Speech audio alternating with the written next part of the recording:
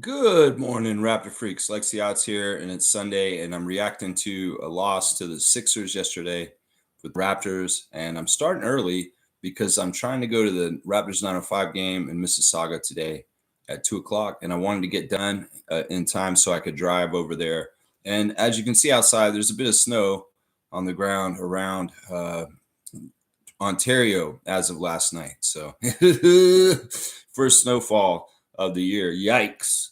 Yikes. Yeah, I kept the comments from the other stream. Don't worry, guys. Yeah, technical difficulties. Migrated into the cottage to do this show out of the studio today. And yeah, I don't know if we'll be in here for the season now. Maybe. I don't know. Maybe I'll go back out there. But the snow made me want to come inside. So the Raptors did lose last night to Nick Nurse and the Sixers. It was an interesting game. It was honestly a scheduled loss. You know, when I looked at the schedule when it came out this summer, I looked at that game last night as being a schedule loss. That this a fishy back to back. That the NBA is going to be like, yeah, they want us to lose to Philly in the first game of the season we play against them because they're making us play an in-season tournament game and then travel on the road for a back-to-back to go play Nick Nurse and them. And of course, we're going to play all out in that in-season tournament game, and rightfully so. Some people are questioning using Yak on the first night of the back-to-back instead of the second night of the back-to-back against Joel Embiid. I don't question them on that. I think that was the right decision. The in-season tournament is more important than a game against the Sixers that's just a regular season game. And I'm glad we won the game in Atlanta. And take care of that one is a priority because it's a special game. It's for more. It's just more important. So if there's anybody questioning the fact that we used Yak on a back-to-back on the first night, not the second night, that was the right move. Even if that meant Scotty had to guard Joel Embiid. I thought Scotty did great. I thought that Scotty, considering the task, he stopped Joel a few times last night.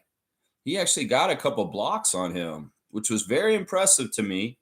And I would say, it was tough. It was a tough situation, and it was Embiid who won the game for the Sixers yesterday, for sure. We came out smoking, hitting crazy threes, like crazy, and I could tell Nick Nurse was getting mad because he doesn't like the other team to shoot threes well.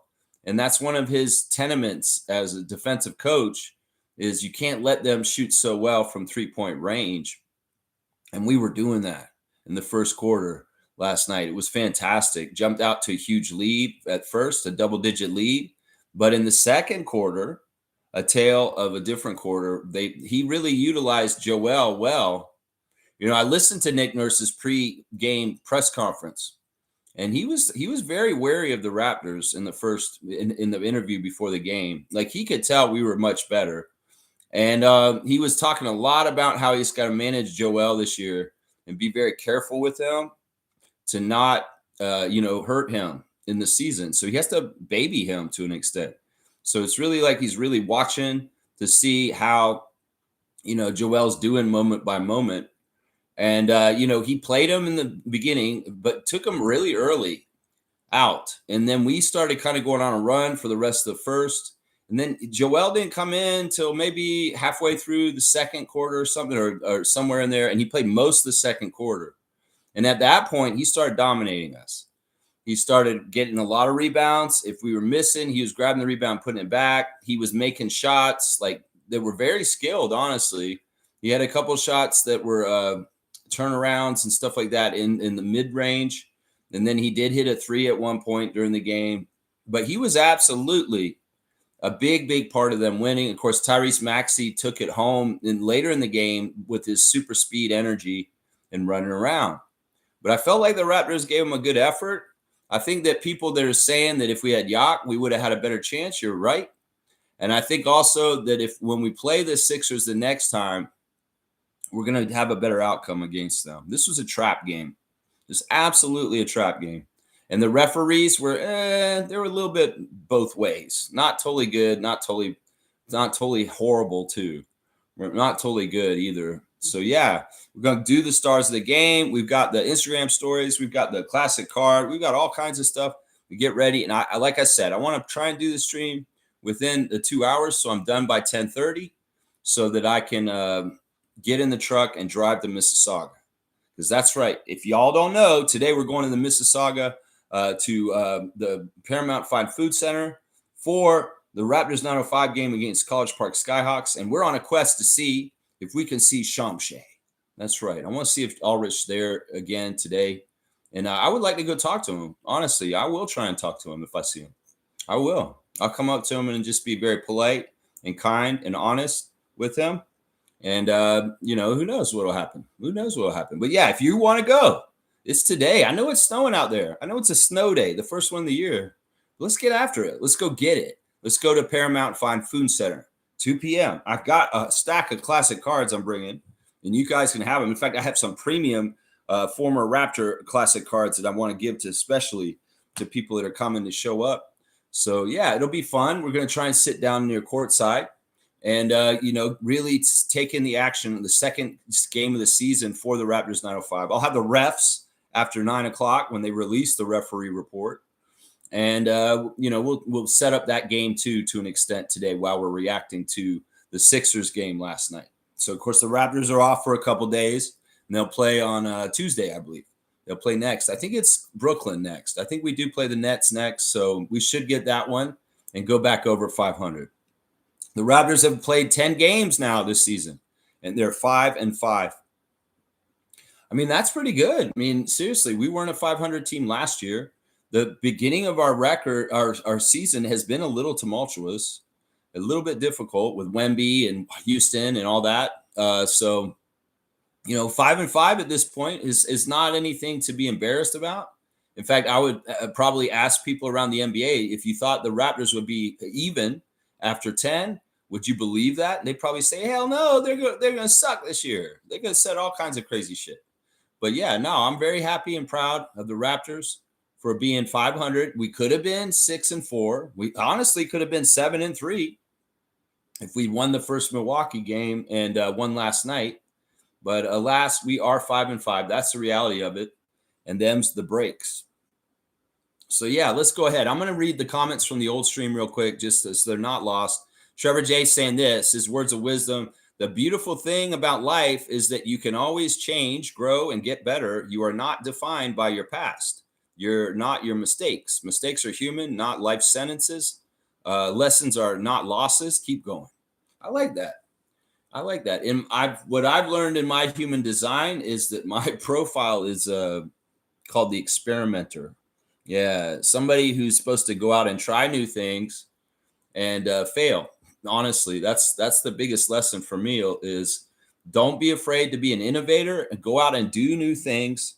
And if you fail, that's part of your design. And in some ways, that's made a whole lot of sense in my life up to this point, realizing after finding out about human design and what it would say, because it kind of actually made me feel better because it's like, holy crap, okay, no wonder it's gone this way this 50 years.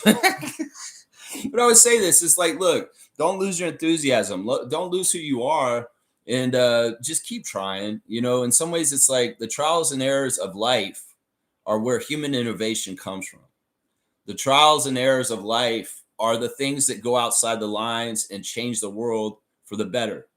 And that's why this stuff is important. If somebody didn't dare to do certain things like pasteurized milk, we wouldn't have this stuff.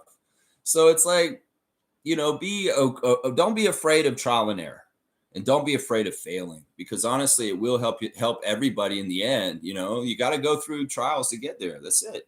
Thank you, Trevor. Trevor's saying this, we did fight. I'm proud of this team for the effort, but in the end, they ran out of energy because the Sixers was fully rested. Yeah, I would say this was a factor. Nick Nurse knew this. And he played a very high-tempo game right from the start. He was using Maxey to push that ball fast. And there was a lot of chaos on the court last night. There was a lot of running around, rushing around every which way. And some of that was designed to tire us out. Nick probably coached his best game against the Raptors since he became the Sixers coach. In the first year of Nick Nurse being in Philadelphia and Darko being in Toronto, they swept us. At that point, we were in disarray with different things like the half a year of Siakam and Anunoby and Schroeder. into the half a year after that with Emmanuel and RJ. And we managed to lose every single game that year to the Sixers. And I didn't feel like Nick had to coach that hard in those games. In some ways, we were really fucked up, and they were powerful because they had people that were healthy that year, and they were a top team in the East. The next year, last year, we swept them. So the record between Darko and Nick has been 4-4 until last night, which is now 5-4 for Nick, 4-5 for Darko. Last year, they were hurt and they were really bad, and we kicked their ass. We absolutely kicked their ass last year. Well, this game was more of a coach's duel than any of the other games before between Nurse and Darko, Sixers and Raptors. And honestly, Nick really did a good job coaching last night. He was dismayed at the beginning of the game in the first quarter. When we had a 10-point lead after the first quarter and we had 43 points, he was really not happy. And in some ways, he made the Sixers rededicate themselves to defense, which is something he would do on the Raptors team all the time when he was our coach before. And he got them to recommit. And Joel, the centerpiece of it all, literally the center, was a really big, important leader in all that. And it really changed the tone of the game. And in some ways, the Raptors had good feelings early and were really vibing and making big shots and really in a zone. And they killed that vibe with the dominance of Embiid. And that was tough. That was tough to see. Joel, for some credit, he wasn't as gloaty and big dummy, big baby kind of person in the game last night. He was a lot more mature. But he did fall on Shed at one point and was a little bit dangerous there when he fell on Shed. But he was on pretty good behavior, and he was all about business too. Not many distractions. So I could tell he's kind of grown as a person in his last injury. But yeah, it was an interesting game. VJ Edgecombe's annoying. I'll say that. And so is that Watford guy who got a triple-double. That was something that was kind of just a pleasant surprise for Sixers Nation to see young Watford come out there and get a triple-double. That was really annoying. And in some ways, he was a big, big part of why they beat us. Him, Embiid, and Maxey. Those three guys. And Edgecombe, he did some stuff at the end to try and score for them to keep them ahead. But we had our chances. We were only down by 3 with 3 minutes to go. And there were opportunities for us to tighten up at the end of the game and do it. But in some ways, we couldn't stop them in the last 5 minutes of the game. We couldn't tighten up and stop them. And maybe that's where Jakob is absolutely essential to tie up Embiid or at least give him some resistance.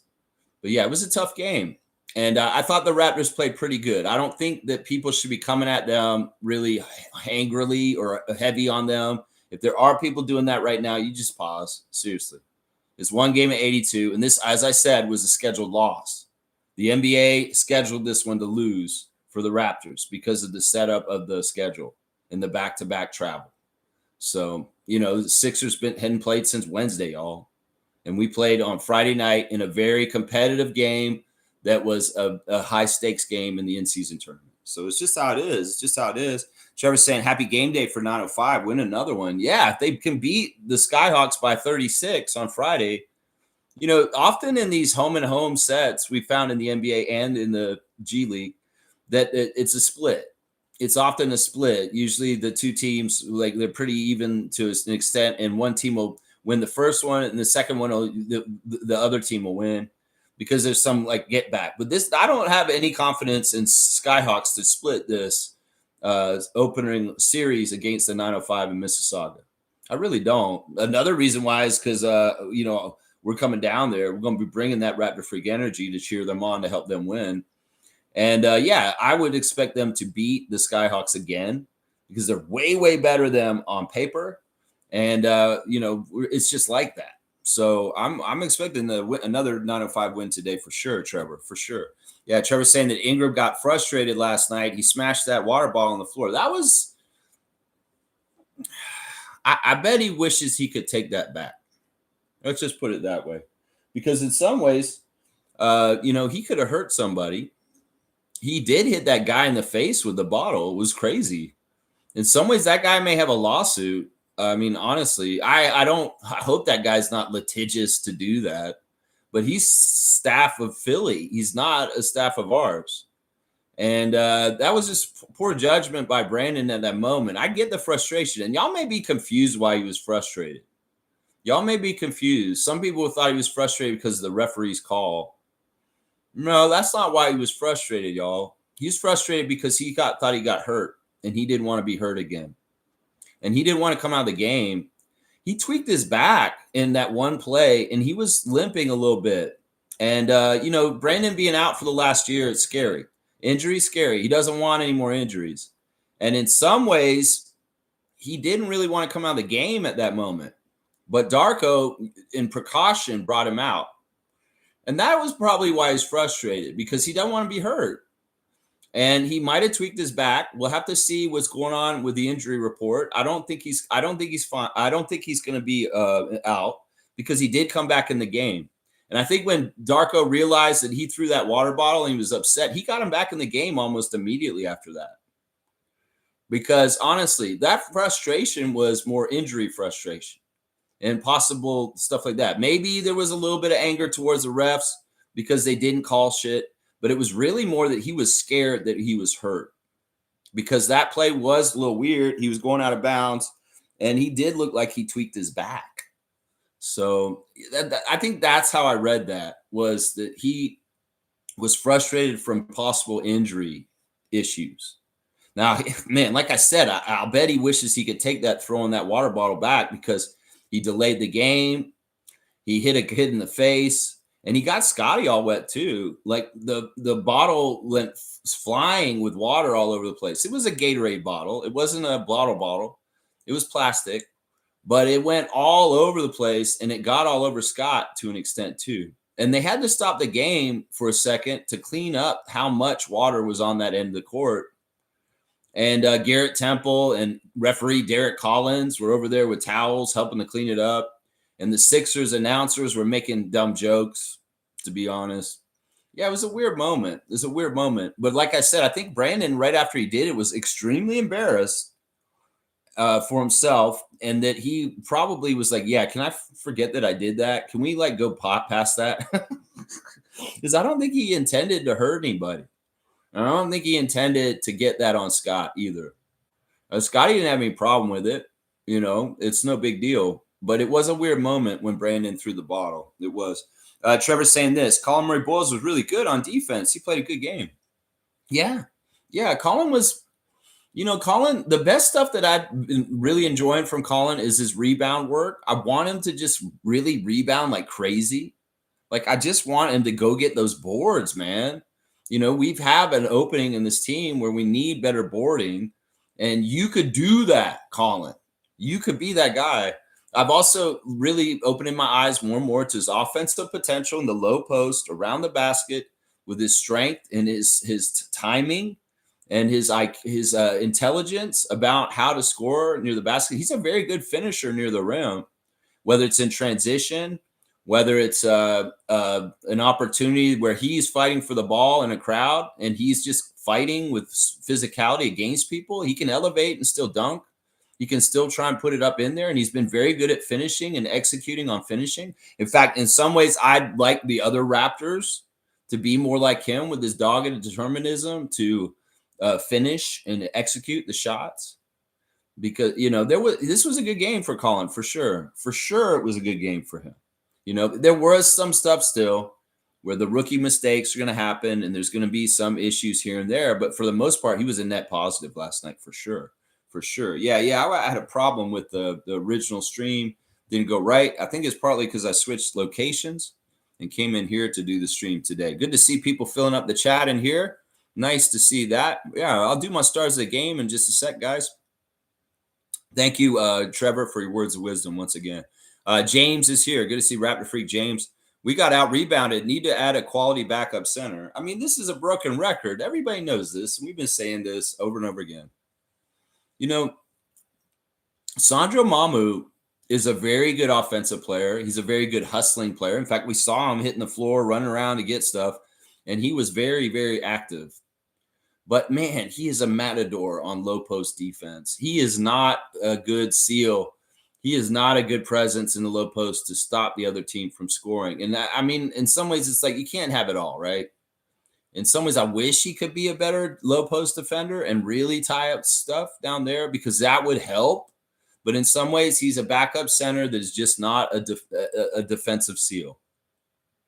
It's too bad because if he was, he would fit what we need right now. But in some ways, he isn't. He's a matador. He lets people come through with the cape, and they go right through and they get scores. It's too bad, man. In some ways, if Bobby was looking at the checklist for a backup center this summer, he saw that Sandro checks a lot of stuff he wants. But unfortunately, that is one thing that he doesn't check, which is too bad.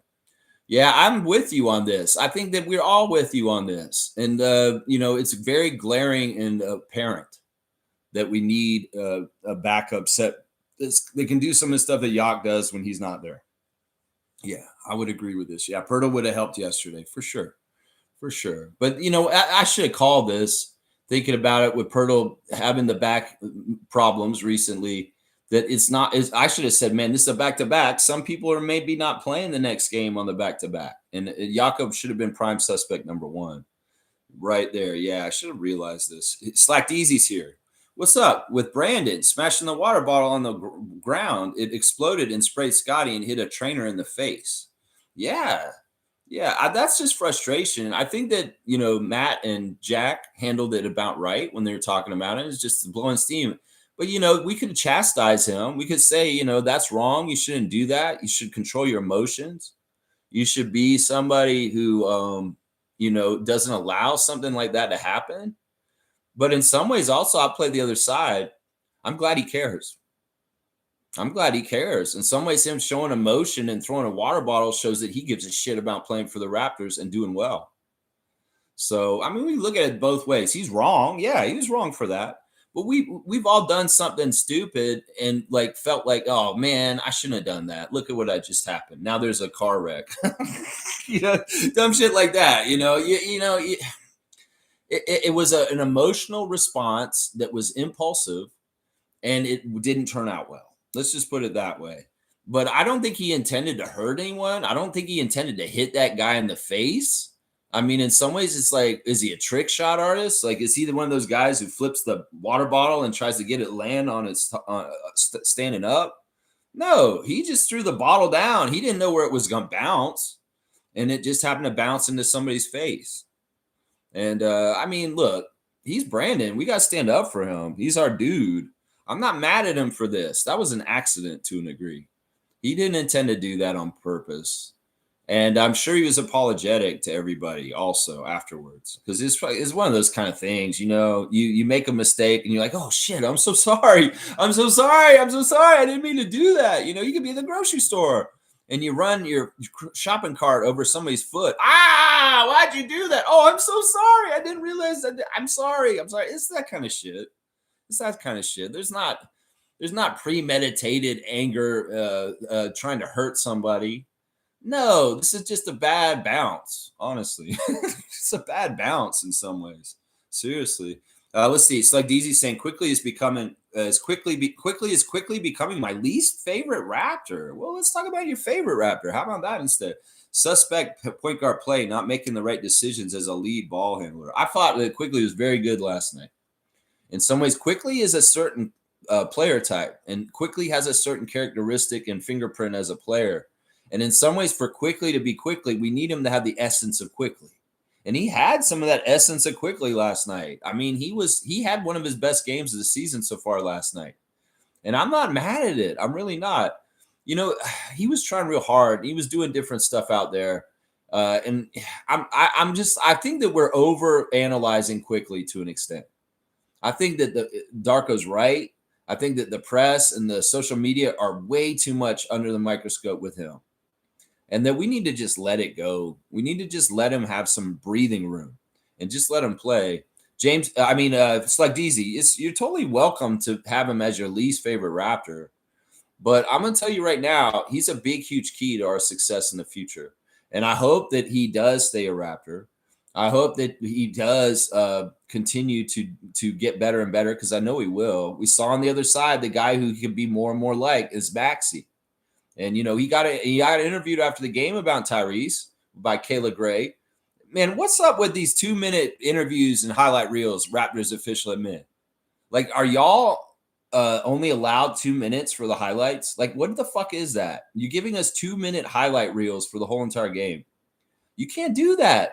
You can't take in the whole game in 2 minutes and clip it down and edit it that. What is this ridiculousness with y'all making 2-minute clips? And then the interviews were 2 minutes last night, too. We got 30 seconds of Darko and a minute and a half of Emmanuel. And that was all the interviews we got from last night. Like, what is going on here?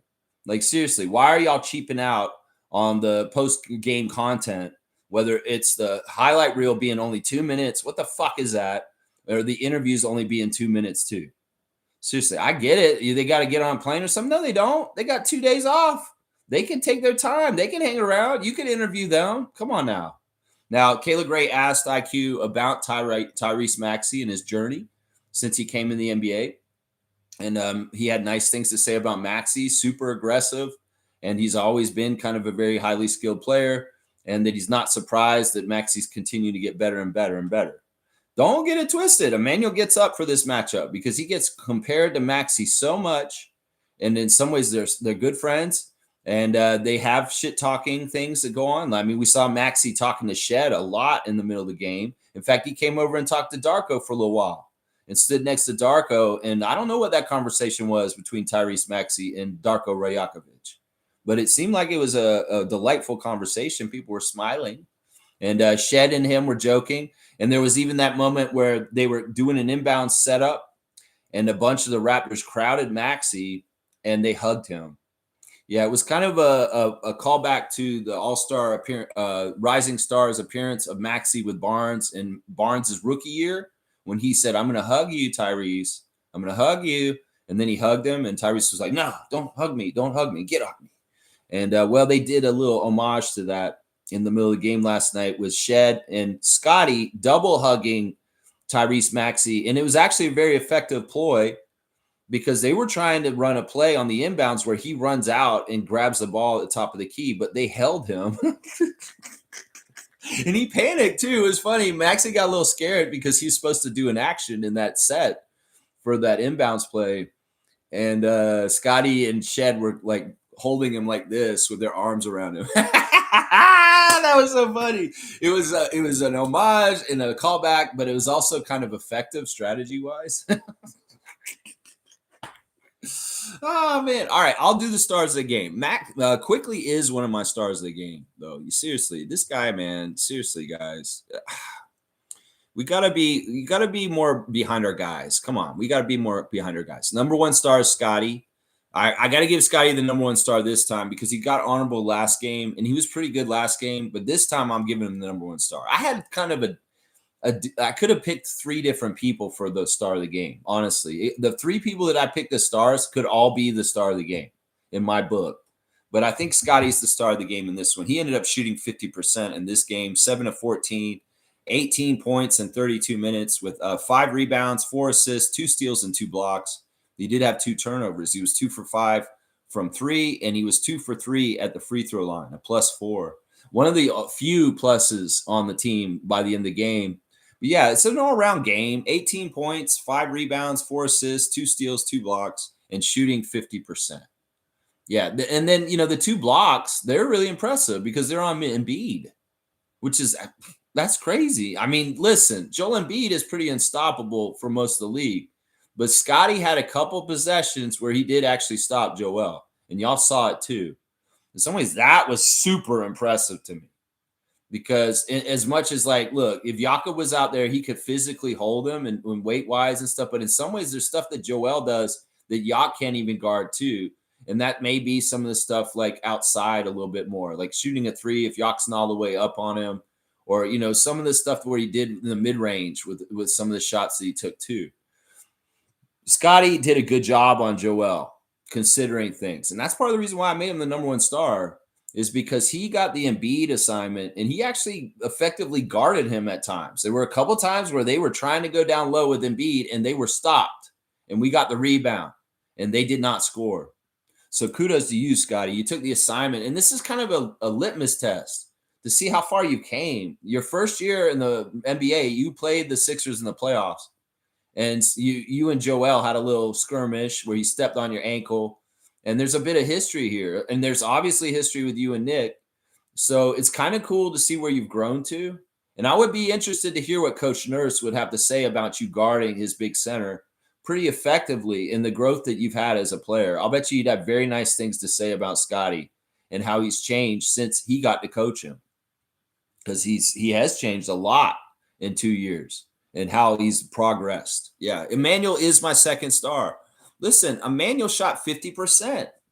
In some ways, that's what we want from him. 8 of 16 for Emmanuel, 5 of 9 from three. And those threes were awesome. The way he was shooting the threes and stepping into them and the confidence, we need him to be confident, guys. This is the whole underlying thing that's insidious about the campaign against IQ right now, is that out of a lot of our players, the main players, he's one of the ones that needs to have like good feelings and good kind of charisma and things happening for him to be at his absolute best. Haters understand this. It may even be New York haters from the Knicks nation that understand this.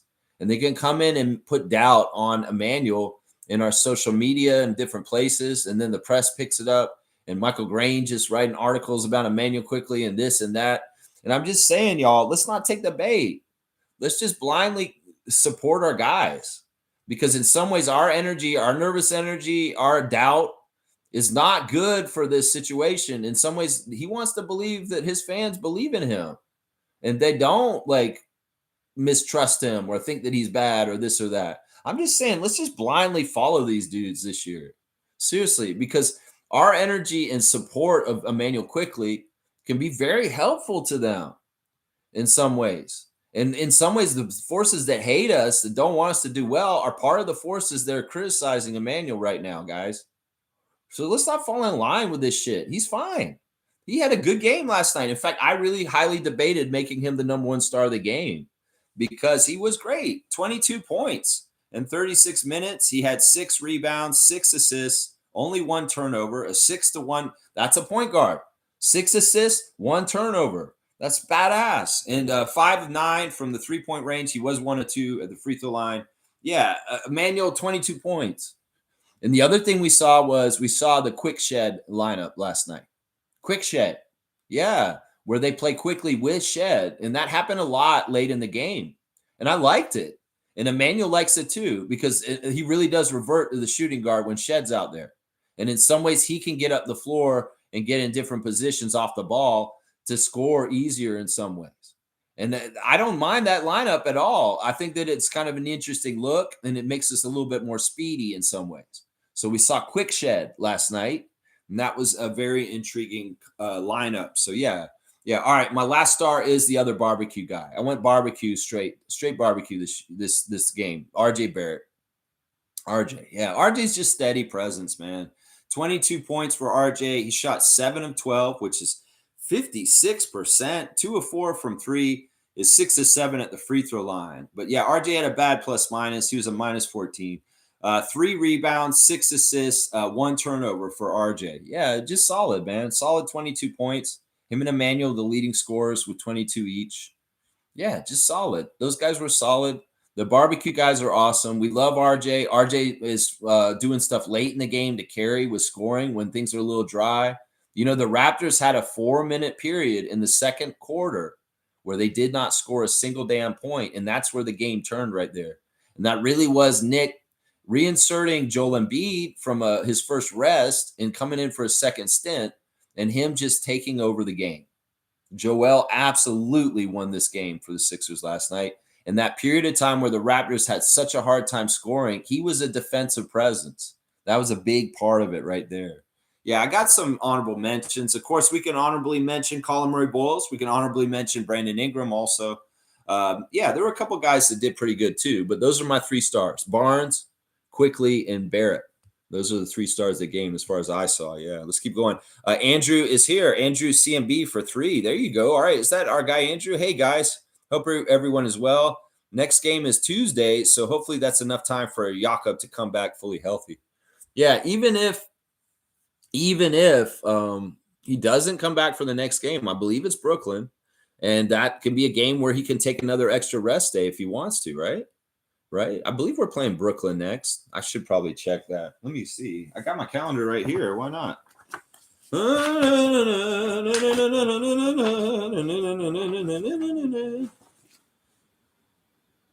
Yeah, it's Brooklyn. We're playing Brooklyn in Brooklyn on Tuesday, on Remembrance Day. Yeah, here's my calendar. See it? It's Bruce Brown Jr. But yeah, it's Brooklyn. So even if Yak's not ready for Tuesday, is that a big deal if he doesn't play on Tuesday? Nah, it's not a big deal, right? It's not a big deal. Good to see you, Andrew. And I hope you're Shamshays. Are you going to change the team name of your fantasy team? Because you're the Shamshays still. I don't know. We'll go ask Shamshay for permission for your team to be the Shamshays today. That's right. Going to the 9:05 game today.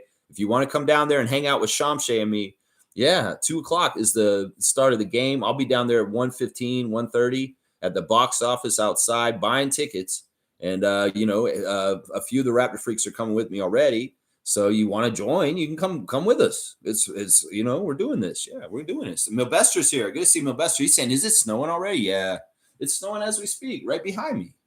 That's all that white stuff out there on the trees and stuff. That is snow. I wish it would show up a little better, but I've always wanted to shoot outside shots behind me, but I don't have the right glass on my window to block the light to really show things exactly right. Like if I get out of the way, you can kind of see it.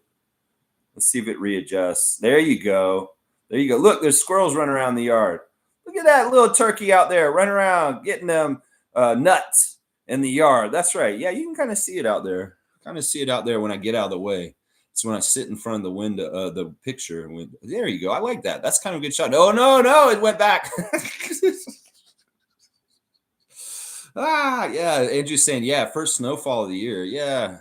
I guess I had to get it on the screen behind me. Yeah, it's beautiful out here. You see where I live, guys. Look at this beautiful forest that I live. Mature forest in my yard. Those are like 100-foot pine trees behind me, man. Really beautiful evergreens. Gonna be out there all year. Maybe if I take this light off, because I was using the light, maybe it'll show the behind, but you can't see me very well. I'm kind of dark. I don't know. I don't know how to do this exactly. I need a lighting person. I probably need a sound person too. And an editor. And just somebody who knows tech, a technical director, any of this kind of stuff would be helpful. My gift of gab is my strength and not the technical stuff. That's for sure. Yeah. Andrew's saying this. All right, let's see. Let's see what Andrew's saying on his next one. For snowfall, I'm still so upset. Shamshay got taken away from us. We would have helped. He would have helped in a game like this. We don't know for sure. That's so crazy. Andrew, he was at the 9:05 game on Friday. He has no reason to be in Mississauga.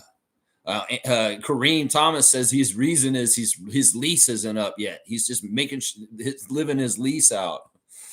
I don't think that's what it is. I think that once again, we know Shamshay ain't about the winner and stuff like that. Why the hell would he be in Canada still if he's not officially on the Raptors? Like, why was he at the 9:05 game sitting at courtside? Seriously, he was there. He's not officially on the Raptors. Why is he in Toronto still? Why is he at our G League game?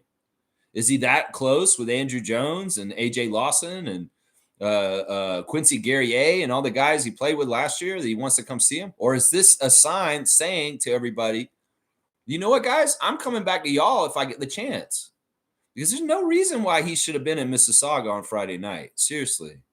It's a really telling thing, Andrew, that Prince Shamshay was front row center in street clothes, not on the bench. Just hanging out at Mississauga at the 9:05 game. Very telling indeed. So I'm just going to guess he's going to be there again today. And I'm going to go down there and see if I can talk to him. I'm serious. This is seriously what I'm doing today, Andrew. I want you to come down there with me if you want. Come down there, 2 o'clock, Paramount Fine Food Center. We'll be there. And I'm bringing these classic cards to give y'all. See, there's a DeMar DeRozan right in the front. You guys want to get a cool DeMar DeRozan? I think I've got some other great classic Raptors in here. There's a Jonas Valanciunas cards, a couple other of those cards in there. Good Raptors cards. Yeah. Andrew's saying this. The first 10 games were supposed to be one of the hardest stretches of the season. I'll take 5 and 5. Yeah. Somebody put out a thing on Raptors Reddit last night saying that we have the easiest schedule for the rest of the season now. I don't know if that's exactly true, but it could be, honestly, because we have a very good schedule for back-to-backs and things like that. We had a game this week where we got to play a team that was on a back-to-back and we were rested. And that was that Milwaukee game. That was a good game because like they had played the night before and we'd had 2 days off, and we came and played them fully rested and we got that beat down on them. There may be more of these situations where we are the team that has the favor and advantage in the back-to-backs, whether the team has played the night before or not. Now, Philly got that advantage last night, and we see what happens there. But yeah, I don't know if this is true. Somebody was trying to say this on Reddit last night, that the Raptors have the easiest schedule for the rest of the year. I don't know how you can determine that for sure right now, because it does seem like it's too early. And we haven't played Oklahoma City yet. So that's like, how can we have the easiest schedule still at this point? It's crazy. Trevor's saying this: we all make mistakes. We're human beings. We'll never be perfect. Yeah, in some ways, the mistakes are not mistakes because they're part of the process to get to the right thing. It's such a perception thing, mistakes. Oh, that was a mistake. What if it wasn't? You know, like somebody maybe made the mistake of hanging out in the hotel bar too long before they went to the airport on 9/11 and didn't get on the plane. Was that a mistake? You know, it's weird how world works. Sometimes a mistake can be a mistake in that moment, but in hindsight, as time passes, it's like, wow, that actually really worked out, that mistake happened. You know what I'm saying?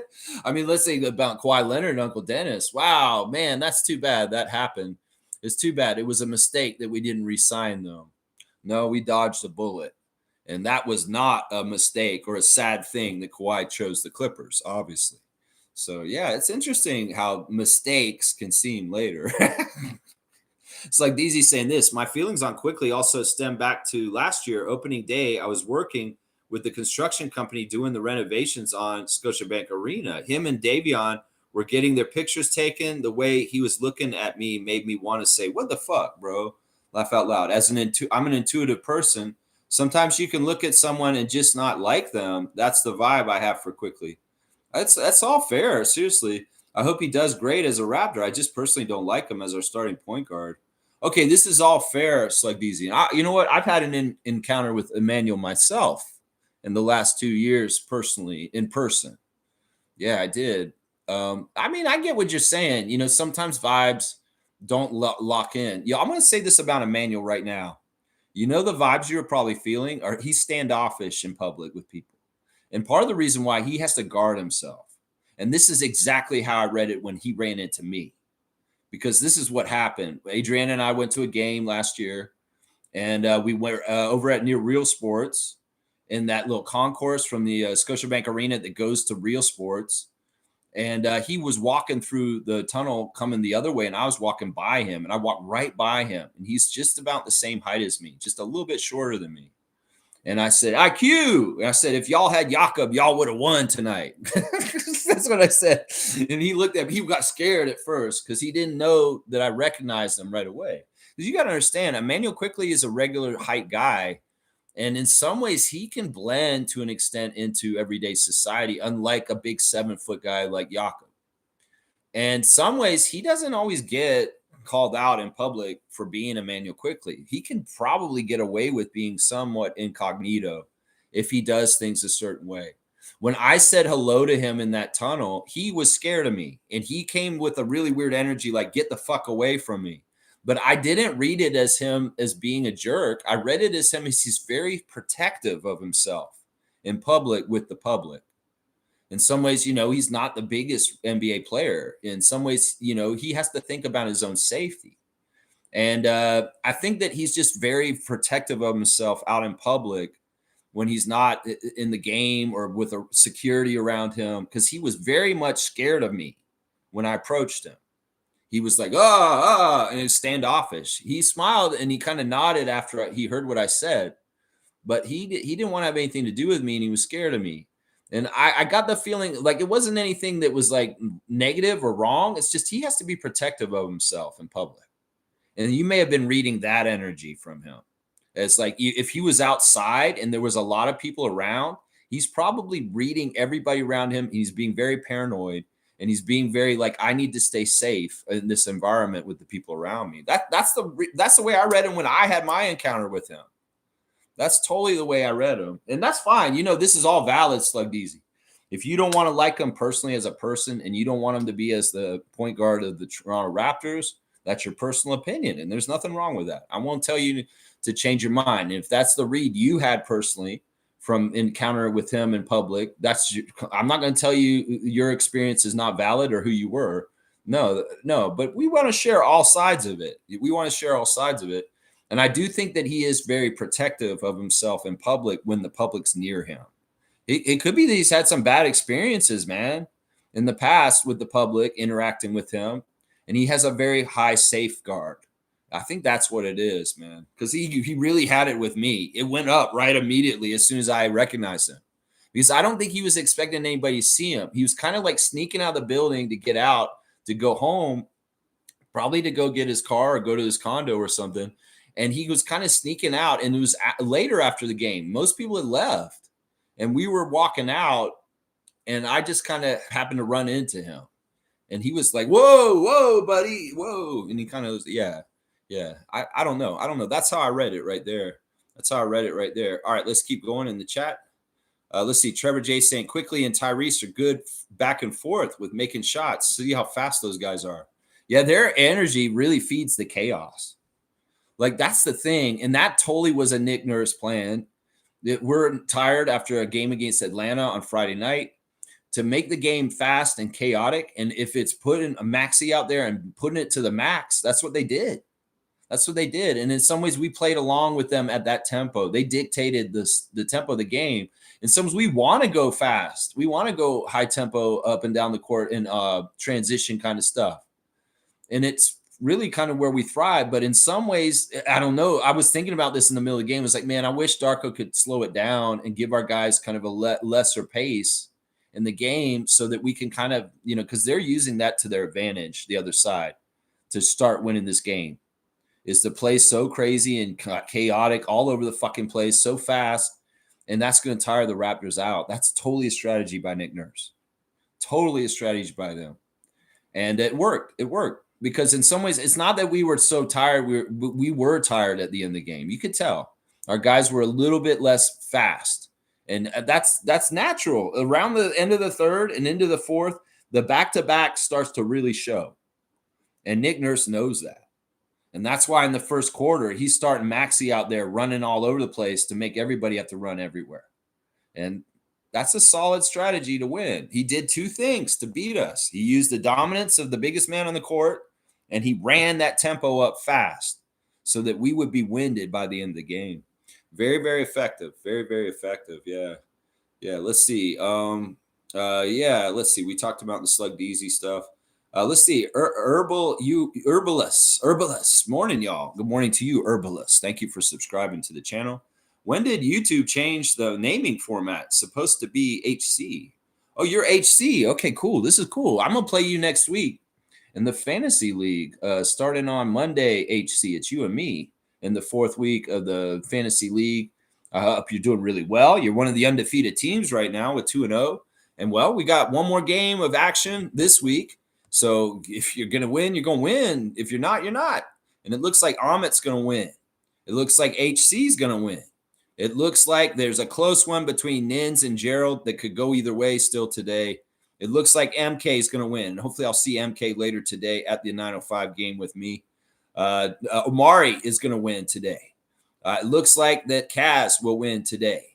It looks like Cool Cat will win today, and it looks like I will win today also. So that's what it's looking like with the fantasy matchups right now on the last day. Check your lineup, set your lineup, and yeah, good to see you, Herbal USA, Herbal Us.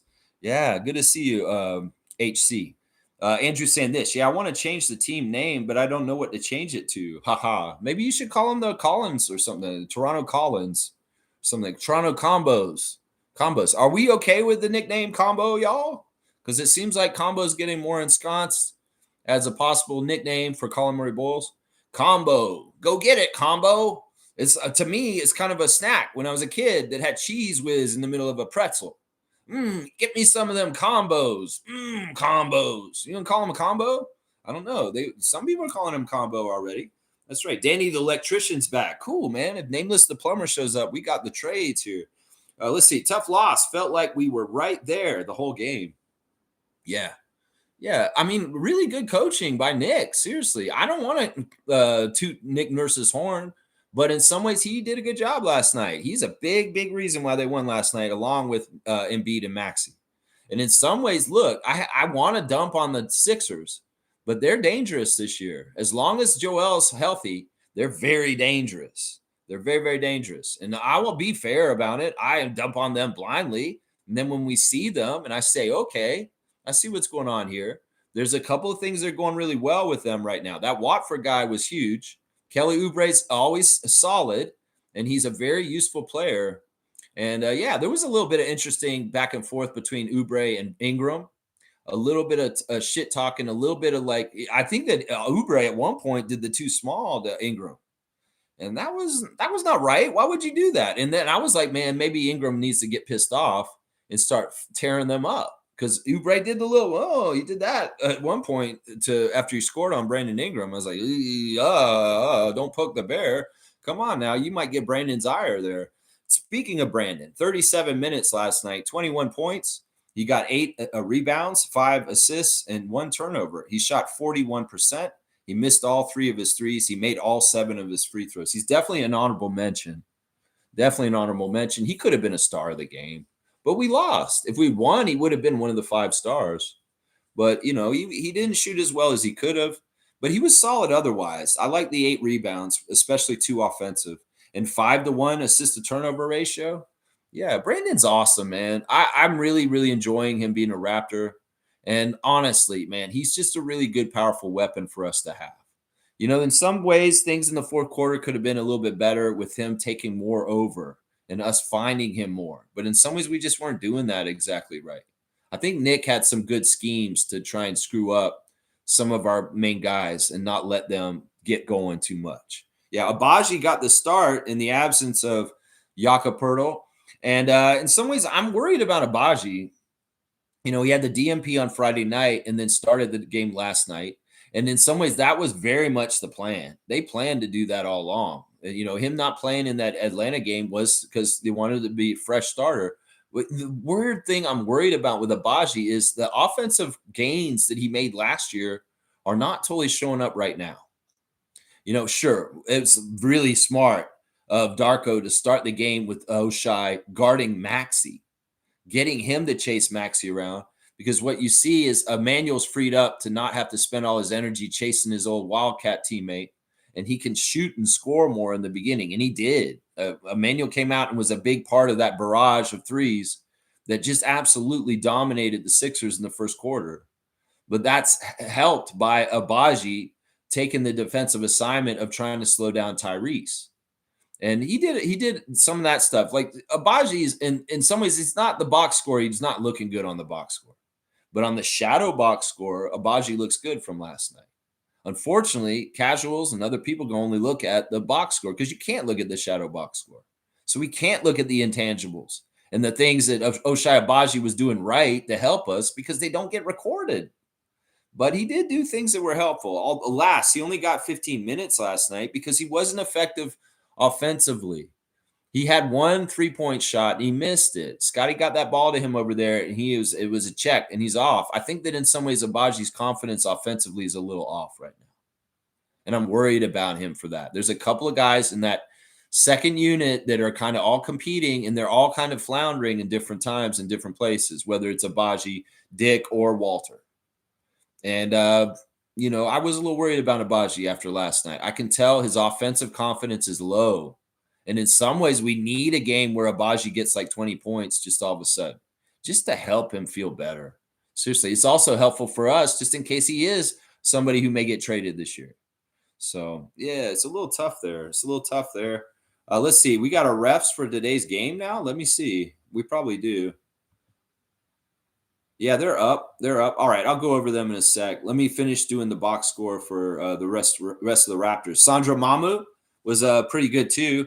17 minutes, 10 points, 3 rebounds, 2 assists, 2 steals, and a block. Stat stuffing, 3 of 5 from the field, 1 of 3 from 3, and 3 of 3 at the free throw line, a -3. Yeah, Sandro's just a solid backup, but unfortunately, he's not a solid defensive backup big. A lot of other really good stuff. So much good stuff. And the thing I really loved about Mamu Kelishvili last night was his get after it. How many times late in the game did we see him spreading out on the floor to go after and get a loose ball, rolling around on the floor, getting after it? That's the stuff that's going to win you a lot of fans in Raptors Nation, Sandro. Getting after it like that. Jamison battle was weird. It was a weird usage of Jamison. In some ways, I would agree with people. Is like we didn't use Jamison right last night. They did a weird defensive and offensive switch with Shed for a little bit at the end of the third quarter, and then he didn't do anything in the fourth, which I don't totally agree with. I think that what y'all been doing with Shed with Battle to spread the floor was really good, but you didn't really effectively do it last night. And some people are criticizing Darko for Battle not playing, but I don't know. In some ways, he's got to go with the feel of what he's trying to do. I would have played Battle more than just a sub in, sub out for Shed in a really weird like sequence at the end of the third quarter. Yeah, it was weird. I was like, oh, Battle's in. Okay, cool. And then all of a sudden he was out. Wait, where did Battle go? And then he was back in all of a sudden, and then he was out. It was really weird. It didn't totally make sense, that part. Sheddy was good, man. Shed was good. He came in off the bench, 24 minutes, 9 points, 3 rebounds, 5 assists, 1 steal, 2 turnovers. So 5-2 assist to turnover ratio. 3 for 7, including 3 of 5 from 3. He's really confident with those open threes. And I like that. This is something that's really important. I see this shared in Hepburn and Shed, that these guys, if they get open threes, they're nailing them. And they're shooting like 3 for 5 in games for 3-point shots. That's fantastic. In some ways, they're more reliable than Emmanuel as far as a steady 3-point shot that you can count on. Because Emmanuel's a really interesting scorer. He comes in, he can score in buckets, but he can also be like a little off or weird with his way. He's a chaotic player, but in some ways, he's really an interesting weapon. He really is to have on your team. But Shed was awesome with his 3 of 5 3-point shooting. I like those shots. Colin Murray Boyles, great job, rookie. 22 minutes, 12 points, 4 offensive rebounds, 7 rebounds altogether, an assist, a steal, and 2 blocks, 4 of 6 from the field. He did make his only 3-point attempt. He was half at the free throw line, though. He is missing free throws and pissing me off. I'm like, come on, Rook. Take these free throws seriously, man. Seriously. But he was a +2, one of the few pluses on the team from last night. And, yeah, Colin, good game. You know, there's going to be missed free throws. There's going to be rookie mistakes. There's going to be missed assignments. But overall, you're really showing a lot of good stuff. And you were a part of the early part of the bench, really helping us separate in the first quarter and looking real good. Unfortunately, you weren't as active and important in the second half. And that may have been because Darko wasn't playing you as much. That may be. Jacoby Walter is continuing to struggle. He's had 2 games in a row where he has not been that good. But I will give him this. They put Jacoby Walter in for a little bit of last night just to try and slow down Maxey. At one point, they put Walter in just to be a speed bump for Maxey. And that worked for a little bit. I mean, you know, Walter is, once again, just like Oshai, he's going to do a lot of stuff in the shadow box score, tangibles, stuff that's not going to get recorded in the box score. And he's doing some of that stuff. But his confidence and some of the stuff with him is a little weird right now. Like he's getting in situations where he gets the ball around the basket and he's sheepish. He's not coming up strong and he's not going and executing. And in some ways, it's like, look, I get it if you can't elevate and dunk on people, Jacoby, in traffic with strength. So figure out where the pass is to get it out of there for the shot outside. Yeah, it's a little bit weird. He's playing a little awkward right now. In some ways, I worry about the confidence for those 3 guys. Once again, Oshai, Grady, and Jacoby. We need them to have high confidence. Grady was pretty good. He had good confidence last night, even though him and Jacoby both shot 1 for 6. You know, Jacoby was a little bit less confident in his movements around the court, but Grady was a bit more confident. Yeah, 3 points for Grady. He hit 1 3, 1 rebound, 1 steal, 1 turnover, 1 for 6. Yeah, a +5, though. So the minutes that Grady was out there, the Raptors were winning. Yeah, it's tough, man. Grady is awesome. He's just like, he's got to forget and keep going. And in some ways, that is a good way to be, because then, you know, you're refreshing your confidence to be fresh every time because you're just forgetting. You're right in the moment. I make or miss, Grady said, I don't care. I'm going to the next thing. I'm staying present. And well, those three guys, they got to bolster themselves and they'll do better. They'll do better. But yeah, it's tough. It's tough. The bench production was fantastic in the beginning of the game, and it dropped off as the game went on. It really did. It dropped off. All right, let's keep going in the chat. Let's see. Andrew's saying this. I hope that's the case, Lex. I know I'm not the only one who had high hopes for Ulrich. Yeah, I want to go ask him personally. Seriously, if I meet Ulrich Shamshay today, I'm going to straight up ask him, do you intend to return to the Raptors when you're healthy at some point? And I know maybe you can't answer that because Rich Paul will be mad at you. But, this is unofficial. I'm a fan channel. If I say something about it, they don't have to take it as totally true because I don't have to have credibility because I don't have a press pass and I'm not actually employed by anyone as a press. I'm a fan. But if I reported that and said it, it may be small ways, but it may get out there if I ask him. I don't know. We'll see. If he's there in the first place, we have to see if he's there. Maybe the snow showed up today and Ulrich got on a plane immediately for California. I don't know. We'll have to see. Trevor's saying this. Grady's still trying to do too much. Darko should have played battle because he was arrested. He was arrested? Oh, rested. He should use him for making threes last night to help win. Yeah, no, I won't disagree with that. I'd like the whole pattern of using battle in the third to instantly spread the floor and have things kind of open up for Brandon and RJ and Scotty. I don't know. We can second guess stuff with Darko all day long, all the time. That's the tough thing about coaching, is that mistakes will always be made. You can't be a perfect coach. And in some ways, he managed the game how he thought he needed to manage it. And, well, it wasn't successful and we did win. So, we have the right to criticize, but also at the same time, can we knowledgeably criticize anything he did without knowing completely why he did it totally? I don't know. I think that you're right. I think that they should have played battle more at the end of the game, and that may have had a factor, but who knows? Maybe not. I mean, it could be that battle could have hit like 2 or 3 threes and ate up that lead the Sixers had real quick. I mean, we were in striking distance, and it was right there in front of us for most of the fourth quarter. It's just that it was a really, really a battle to try and get back. Well, that's why we needed battle, Lex. It was a battle. We needed battle. Andrew saying this. It's still crazy to me that Battle hasn't gotten any real minutes since his crazy game in Cleveland. Yeah, but I mean, I kind of explained this, Andrew. I guess you're not watching the show every day. It's really kind of once again, a pay thing. These guys get paid different amounts and they get different slots of time, whether it's starter or rotation or whatever. It really is by your pay. Coach Simovic told me at Coach's Open House. Well, how do you decide who gets to play and who starts and who gets what minutes? Oh, it's all by how much they're paid. That's what they said. So the top 3 highest paid guys are supposed to be your starters. And then you just follow the hierarchy going down. Jameson's near the bottom because he's not paid that much. So in some ways, the Raptors are playing him by how much he gets paid. And now I don't know if that logic makes any sense to anybody. They're like, well, that doesn't make any sense. They should just play him because he's good. But that's part of it right there. Grady gets paid more than him. Jacoby gets paid more than him. In some ways, they're higher on the hierarchy just because of that, whether it makes any sense or not. But that's the logic behind it. That's the logic behind it in some ways. Let's see. Andrew's saying this. Maxey is special talent. He always kills us, but let's be honest, it's a lot of fun to watch. Yeah, Maxey's just good-natured. In some ways, he's, there's a couple of players on teams that I hate that I actually respect and like, and Maxey's one of those guys. Jaylen Brown is another guy like that.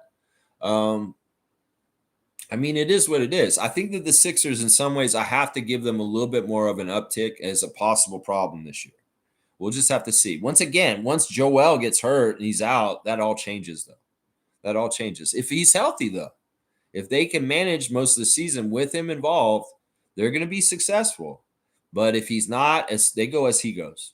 They go as his knee goes. Honestly, they go as his knee goes. And that Nick knows that now. And you saw Nick Nurse very much limit Joel's minutes and his stints out there. There was a lot of time with Andrew Drummond out there, Andre Drummond. Yeah, Joel only played 26 minutes. He got 29 points. That's really maximizing him. 10 of 16 for Joel, so he was really on it. 8 to 9 at the free throw line. 6 rebounds, 4 assists, and a block. He was a plus 15. He had a big, big impact in that game last night. Maxey, 31 points on 12 of 24 shooting, 3 of 10 from the field, 4 of 5 at the free throw line, 7 assists with 1 turnover, 4 rebounds, a block, and 2 blocks and a steal. Yeah, and Edgecombe late in the game, 11 points. And that Watford guy, once again, a triple-double with 17 rebounds. Like, what the fuck, man? Scotty, why are you letting this no-name guy Watford come out there and get 17 boards? Seriously, y'all shouldn't have been letting that happen. Seriously, we even had he is him moments, too, yesterday, where Quentin Grimes got going for a little while there. And I think that there's a little bit of him getting up against Scotty in the Raptors because of that whole you was not him kind of moment that happened a couple years ago. So it was interesting. Quentin Grimes at some points had more points than Scotty. And I was like, man, Scott, don't let he is him outscore you by the end of the game. Alas, he didn't. Thank God. Alas, he didn't. Yeah, let's go look at the box score team stats real quick. The Raptors were shooting so well in the beginning of the game, and they really cooled off. And sometimes I was worried about that they were building their lead and stuff on something that's not sustainable for the whole 4 quarters. And that was this extremely good 3-point shooting that just didn't continue by the end of the game, unfortunately. They ended up shooting 51%. We shot 56%. They manufactured 6 more field goal attempts. That's a Nick Nurse calling card right there. We did make more threes than them. 16 threes for us, 10 for them, and we shot way better from 3 than they did. We really did. The free throw lines were exactly the same. So we can't really say the refs were a problem with giving more free throws to them or free throw merchants. Both teams got 28 free throws, and both teams made 22 of them. They shot exactly the same, the 2 teams, same attempts and same makes. It's kind of crazy. That doesn't happen very often. The rebounds were very lopsided, and this is a big place where they beat us. It was 54 to 38 on the boards, including actually, we did pretty good on the offense. They got 15 offensive rebounds. Other teams have done much worse than that. But yeah, that's a big difference in rebounds. What is that? Like 15 more rebounds for them? Yeah, that's no good. That's a place where we lost the game right there. Turnovers, we did good. We limited our turnovers to 11. So we had a 29 assists, 11 turnovers as a team.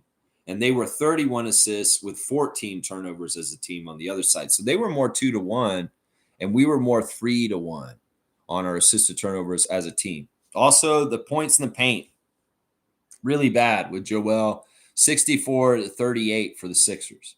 And that's a tough part right there. But an even game for most of the game, a very entertaining game, a very competitive game. And I think the fatigue of a back-to-back is a big factor in part of what happened, unfortunately. Yeah, it is what it is. And, well, it was a scheduled loss, honestly. Let's keep going. Let's see. Andrew's saying, I hate how during our 4-game win streak, we didn't get any mainstream media coverage, but the second Brandon throws a water ball, it goes viral. Yeah, and that's fine. People can say whatever they're going to say. We can't control this. Brandon made a mistake. And in some ways, Raptors Nation, who cares? In some ways, just let people talk about something frivolous and stupid as a tossed water bottle. We'll see if there's any more to this. Like I said, that guy who got hit in the face, he could be a little dick. Honestly, we'll just have to see. Hopefully he isn't. And we'll just have to see what happens. Either way, it's happened.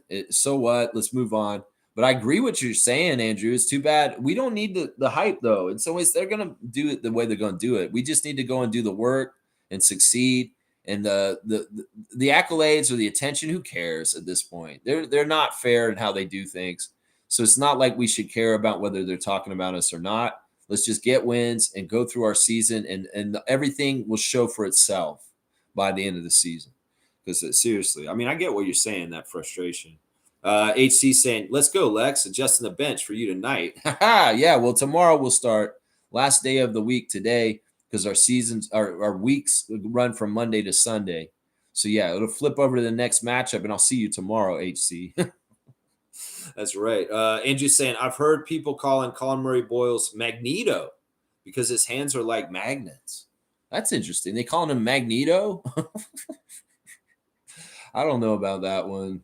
I don't know about that one. Maybe. I don't know. That's a weird one, man. I don't know. I don't know about that one. I like Magneto as a character in the Marvel Universe. And you know what? People say Magneto is right. He is right. That's the craziest thing. His character is right in the lore of Marvel. Like in some ways, what his storyline is and what he says and what happens in that whole thing, in some ways, he's right, especially with the way things have turned out in the world today. Seriously. Really crazy, man. Yeah, let's see. HC's like, Magneto, I like that. Okay, he likes that name. He likes that name. G's here. G is saying this. No yak, no rebounds, no win. I'm not mad at this, to be honest. Yeah, I'm not either. I'm not either. We're 500. Let's count our blessings. Let's continue to go through the season with our head held high and continue to be a work in progress and keep going. It's just like Trevor's words of wisdom. We're going to fail sometimes. And sometimes in failure, you will find success in the end. And that's what you got to do. That's right. That's right. Reggie's here. Good to see Reggie. G saying Sixers don't even have McCain. They may actually be a good team with when healthy. Unfortunately, well, and you're not even going to bring up PG-13. Seriously, I don't know. In some ways, I don't want to glaze the Sixers, but I do have to say and being honest that they look better this year in some ways, and they could be dangerous. The Eastern Conference is open. I'm trying to look at this analytically and fair. The Sixers could be a problem, but it really does depend on Joel's availability. It really, really does. And it will right up until the very end. And that's why I say, even if the Sixers have a very successful year and Joel is healthy, that long playoff run will wear him down. And as soon as he's out, y'all are cooked. And that's why I don't think, even if you guys get in the playoffs, even if you guys are a top Eastern team, you won't have literally the legs to get to the championship. So, I mean, that's how I look at it either way. In some way or somewhere, somehow, Joel's knee will fuck them up. Trust me. Some way, somehow. Yeah, Smooth saying this. Embiid played well. Another Sixers guy had a triple-double. No Jakob. Philly, if they're healthy, a top 3 team in the East. Yeah, I don't want to say that. I don't want to say that. Fuck that. I hope that doesn't happen. I don't want to say that, though. That's the issue with Scotty. He's not consistent. I don't know about that. Scotty's showing it's a weird thing, man, because he could do so much all at once in games. And like I said, his career arc is interesting with how he puts things together. And maybe like, okay, he puts in the beginning was like, I'm gonna put together a really good half a quarter and just kick a major ass for half quarter. And then later in the next year, it's kind of like, I'm gonna put a full quarter together or a full half. And then, okay, I'm going to put a full game together offensively really good, but not necessarily as good on defense. Now I'm going to do a full quarter of being really good on offense and defense. It's like every year, Scotty's increasing being efficient and effective on either side of the ball, either defense or offense at different times. And right now, he's in a very heavy being effective on defense first and then finding his offense later kind of thing right now. That's kind of, and he's been like this on the download for a couple of years. But yeah, it's a tough thing, man. It's not that he's not consistent.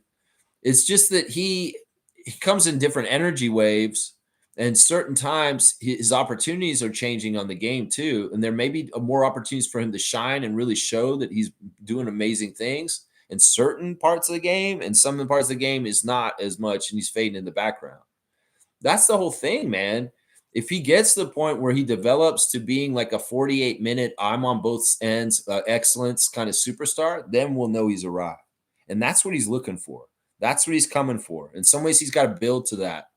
And he's not just instantly for a two-way, a top tier, two-sided player for 48 minutes. He's working on this. He's got to work on the stamina and the conditioning. He's got to work on the knowledge and know-how. He's got to work on so many things all at once, and it may look like inconsistency at times. Let's just put it that way. Yeah, let's just put it that way. Yeah. You're saying you're not talking about scoring the ball. It's like the little stuff that becomes really big.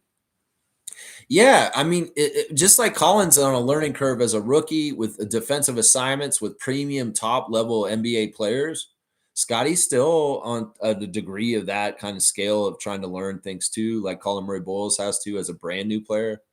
You know, you can learn stuff about Embiid and play him over the years, but he's changing his game from time to time too.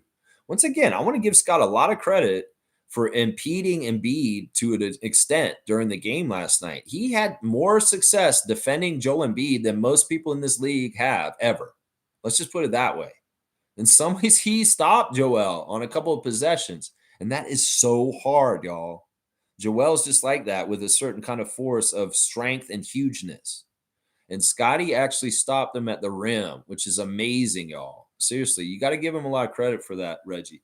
You got to give him a lot of credit. Paul George wasn't even playing. Yeah, Paul George, who cares? Paul George is washed. What is he even doing? That man's stealing money from the NBA. That man is just like, I'm here, guys. Hi. And it's just like, he don't give a shit about playing. That motherfucker hasn't gave a shit about playing since Kawhi Leonard summoned him to Clippers. And he's just been washed on the down low this whole time. I bet you if he did get healthy and showed up, he'd fuck them up more than he'd help them at this point, just because he would be a new wrinkle and they may be like trying to get him the ball and integrate him, but they're wasting their damn time because he just misses games later anyway. You know, and it's hilarious. In some ways, I'm glad Paul George is on Philly. They were so happy they got him. I'm like, yeah, this is great. I'm glad y'all got him because he's a false promise that will never be kept. I mean, yeah, I'm glad they got him. I'm glad they got him. Smooth saying this, looking at their next 10 should be 8-2. Hopefully Scotty's learning. Yeah, we have a much easier schedule coming up than the first 10. And yeah, that's what I'm saying. We want to get well above 500. We want to be like climbing higher and higher than 500 because that's how we'll be at the top of the Eastern Conference. And that'll happen. I'll bet you that'll happen. Trevor's giving me a cutoff. I appreciate that. I do want to get done in the next half hour at least. In the next half hour. G saying this, my opinion on Ingram may be different than others. I like that he showed passion and frustration, means he wants to win, and he isn't a robot. I do believe he has or will apologize to Scotty and the trainer. Oh, I'm sure he did it right away. He's not a jerk. It's not on purpose what he did. I think that this is the right take that you and I have on this. It's not malicious. I'm sure Scotty had no problem with it afterwards. He did not look upset with Brandon at any point. And he understood. In some ways, he's like, oh, okay, I feel a little cooled off. I don't know either way. But I'm honestly, Ingram probably got a lesson from that. If anything, he's a smart guy. He's probably like, man, I got to control my anger and not ever do something like that ever again. Because that was like kind of, yeah. If we see him do it again at another point, then I'm like, okay, he didn't learn anything. He didn't learn anything, you know? So Shaq Lindsay's here. Good to see you, Shaq Lindsay. The Sixers aren't a problem. The problem is we need another center. Yeah, I'll say that. I'll agree with everybody who's saying that. I've been saying this for years, though, and I think a lot of us have been too. Bobby, listen, Serge Ibaka is available. Go get Serge. Just go get fucking Serge. Serge could have tried to muscle up with Joel last night and done some stuff for us. That's right. Go get Serge Ibaka. Why not? Shaq Lindsay saying Scotty isn't the problem. The problem is shooting guard off the bench. They are so inconsistent. Colin Murray-Boyles is playing better than some of our second-year players. Well, you know what? You can't. That's not fair to gauge because in some ways, those guys that you're talking about have a tougher position than Colin. In some ways, Colin can come in with his NBA-ready strength, and the position that he's playing is an easier position to play in the NBA when you first come in. Playing that shooting guard kind of swing forward scorer role is so much harder. And those guys that are in their third and second year, Jacoby and Grady, they in some ways there's adjustments and changes in levels to that. And it's not fair to compare. And once again, we got to say, were these guys drafted in relation to each other? Colin's a 9th pick. Jacoby's a late teen pick. Grady's a 13th pick. You know, so let's give it all fair stuff. And once again, if your position is a lot of it's dependent on shooting, you're going to go through hot and cold shooting. It's just the way it is. Grady and Jacoby and O'Shea are going to miss shots eventually at certain times. Colin's actually shooting really well for right now, but partly because nobody cares about him shooting threes right now. They're leaving him wide open, and he's hitting them. The scout will change on him. And in some ways, Colin hitting shots right now, that's fantastic. But that's not going to sustain forever either. You know, he can look real good right now. But understand his position in some ways is easier to play than the other guys' positions. because they have to take a lot more outside shots. And Colin's kind of doing dirty work and physical work. And he's a very strong guy, and he can look good doing that. So you can't compare them by year to year. In some ways, it's not a good way to look at it. It's not a good way to look at it. Because different people are going to be at different levels and different places immediately, even when they come in. So let's see. Thank you for the cutoff, G. Nameless is here. I ain't worried one iota. Raptors could have whooped their ass. Yeah, you might be right. You might be right. All right, let's keep going. The refs for today's 9:05 game, which is where I'm going after this, guys. I'm going to get in the truck. I'm going to go get Adriana, and I'm going to go to Mississauga. So I hope I'll see you there. Ooh, we actually have a ref report. This is cool, man. We got a big-time ref today for a College Park 9:05 game. The crew chief today is going to be NBA veteran David Guthrie. This is so random and weird, man. David Guthrie is a 21-year ref, number 16 out of Athens, Georgia. His favorite TV show is The West Wing. He likes the movie Shawshank Redemption. He listens to the Eagles. Living it up at the Hotel California. His favorite book is The Match. His favorite meal is steak with whipped potatoes and broccoli. Maybe I should DoorDash that shit and bring it to the game today. Seriously, should I get him a steak and whipped potatoes and broccoli and give it to him before the game? I don't think it's necessary, Lex. It's G League. It's the second game of the season, and we're going to beat them anyway. Come on now. His favorite app is PGA Tour. He'd most like to visit Hawaii. His bucket list is to play golf at Augusta National in Cypress Point, and his hidden talent is hitting fungos. Yeah, David Guthrie used to play baseball. He's a baseball guy, too. But yeah, David Guthrie's officiated 1,103 regular season NBA games in 20 seasons, but he's refereeing our G League game today as an NBA staff official. He's also worked 122 playoff games, including 13 NBA Finals games. Guthrie was a part of the officiating crew for the 2019 NBA All-Star Game in Charlotte, North Carolina. Yeah, this is a big-time ref to be reffing a G League game, guys. It's really weird, man. The referee today will be Ken Jones, number 40, and the umpire is Jacob Budnick, number 32. I think it may be because this Jacob Budnick is a guy I've never heard of before in my life. I think he may be reffing one of his first games ever. Ken Jones has been around, though. I've heard of Ken Jones.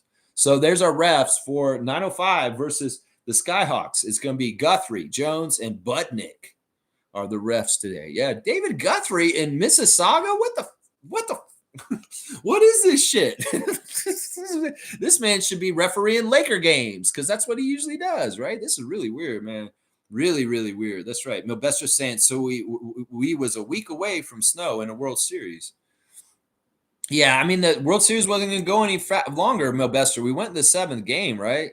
So in some ways, yeah. And I don't know if it's a week away. It's more like 10 days. 10 days away. I guess it was technically a week and a day. Maybe. I don't even remember. When did the Blue Jays play? It's been so long. I forgot. I'm totally on that basketball tip, Milbester. Good to see you, man. Your city got it right. I love that you guys have a new mayor. And that guy's going to be so good for you guys. I'm telling you right now, don't believe all the bullshit out there. The billionaires have paid money to taint and say all this crazy shit about Zoran, the new mayor of New York. He's going to be fantastic for you guys. And you're going to see dividends and benefits of him being in charge immediately. Immediately. This guy's going to be very, very good for your city of New York. And you're going to be happy that he's the mayor. Trust me. You're going to be very, very happy. The alternative was much worse. Trust me. Much, much worse. Yeah. October 24th to November the 1st was when they had the World Series, and it's now the 9th. Yeah. Okay. So it was a week and a day. It could have snowed by the time the World Series happened in Toronto, but the dome closes. That's the innovation of the Sky Dome and Robbie's great design as the architect. That's right. That's right. The dome will close if there's snow. We don't have to worry about that. That's right.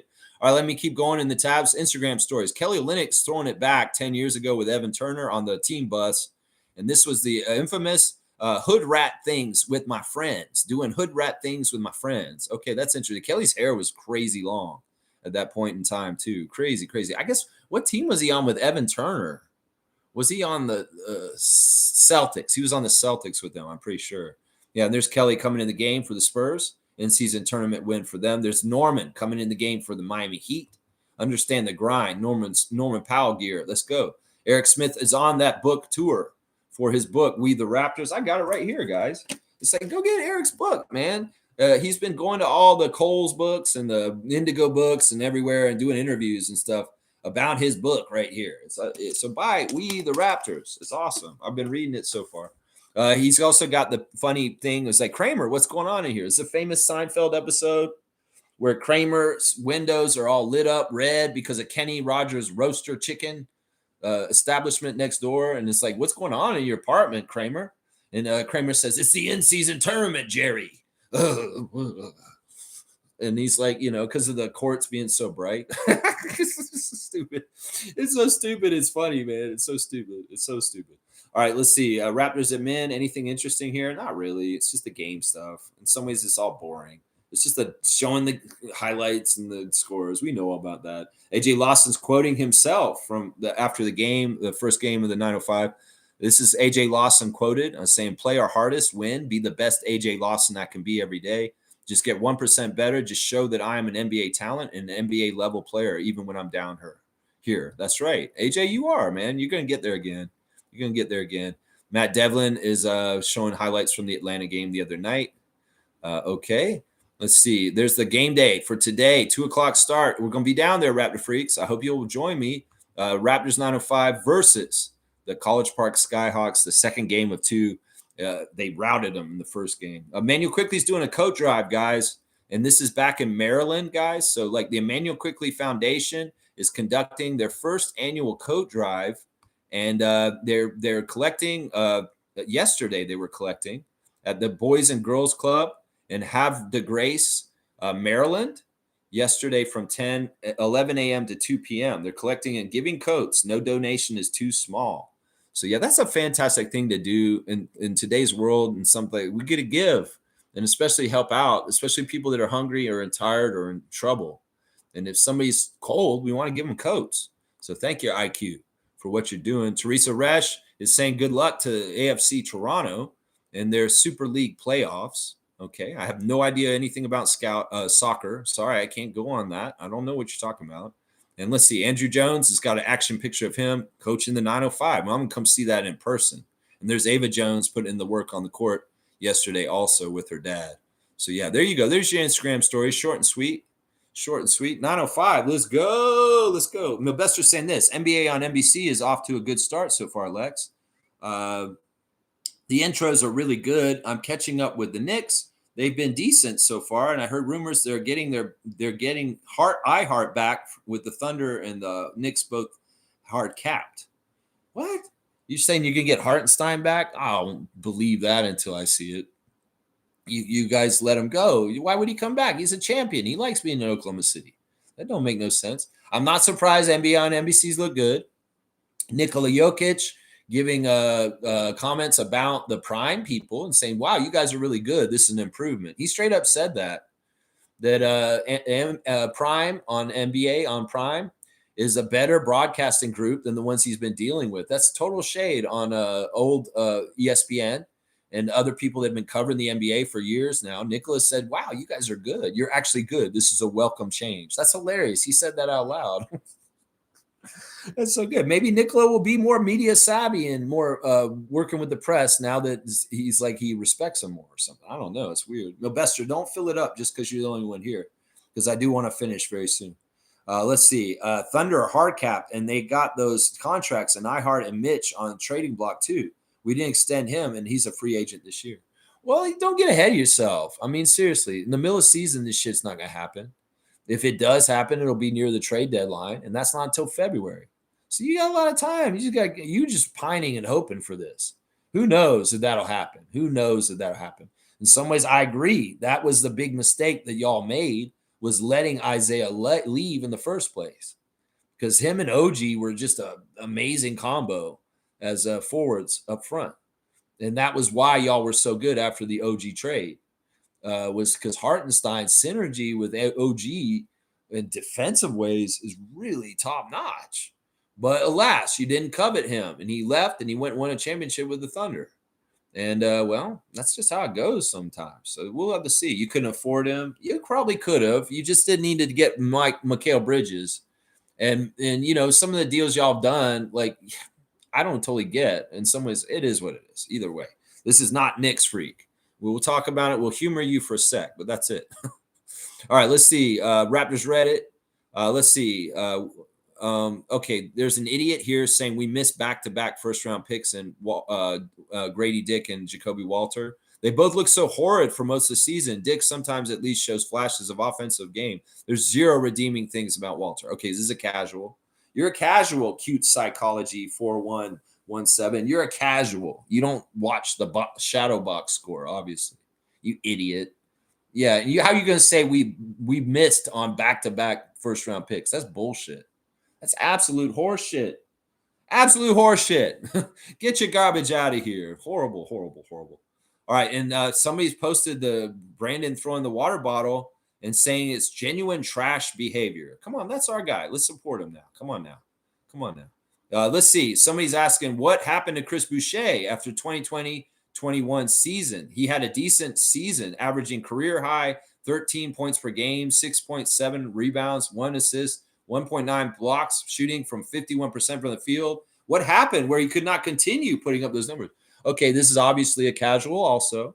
You need some Raptors history, casual, because you just showed up recently. That was because that was the Tampa season. And that year we had a lot of COVID problems and people were out a lot. And we had to start and play Chris more than ever in the year in Tampa. Chris had a career year in Tampa because he was like one of the only guys available. So that's why casual. And why couldn't he continue like that? Because the other guys got healthy and they could play all of a sudden. Siakam could come back and get his minutes. So there's your answer, Raptors Redditor, who's casual, obviously, because you don't understand what happened there. Seriously, that was Tampa season. And a whole bunch of people had boosted stats in the Tampa season. Stanley Johnson, DeAndre Bembry, Yuta Watanabe. These guys were all playing. And because they're the only guys we had to play. So Chris was one of the better players of them. So his stats got increased. But in some ways, he wasn't necessary to do that when everybody's healthy and came back the next year. So that's it right there. There's your Raptors Reddit reactions. I have casuals on there. They don't know their history, obviously. And people that are calling misses on that, that's just sad. That's just sad. Here's Karthika's stat of the day. Brandon Ingram has scored 210 points through his first 10 games with the Toronto Raptors. This is the third most in franchise history. That's interesting. That tracks with some people that I would guess who they are. And that would be Kawhi Leonard. Yeah, I bet you Kawhi may be number 1 or 2 on that as far as most points in his first 10 games as a Raptor. And the other one's probably Vince Carter. And this all tracks with what I've been saying, that the 3 best players to ever play in a Raptors uniform as far as talent-wise and controlling the game are those 3 names that I just said, Carter, Leonard, and Ingram. And it does not surprise me that Ingram has the 3rd most points after 10 games, his first 10 games as a Raptor. That does not surprise me at all. That would be that way. It's not DeMar. It's not Chris Bosh, because those 2 guys had learning curves coming in and they weren't instantly as good. Kawhi came in really, really good. And Vince was very good immediately as soon as he started as a Raptor.